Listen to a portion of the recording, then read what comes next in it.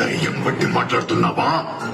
లేదు ప్రభు, బాహుబలి నేను చూశాను. చచ్చిన వాడేలా వస్తాడ్రా? వచ్చాడు ప్రభు, నా కళ్ళతో చూశాను. వాడు మన వాళ్ళందరినీ ఒంటి చేత్తో చంపేస్తుంటే ఆ నరసింహస్వామి స్వయంగా విచ్చేసినట్టు. వాడు చచ్చాడ్రా, మేం చెప్పేసా.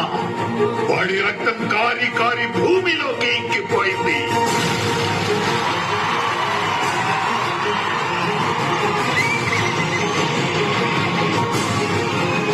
వాడి శరీరం మంటల్లో కాలి కాలి బూడిదైపోయింది.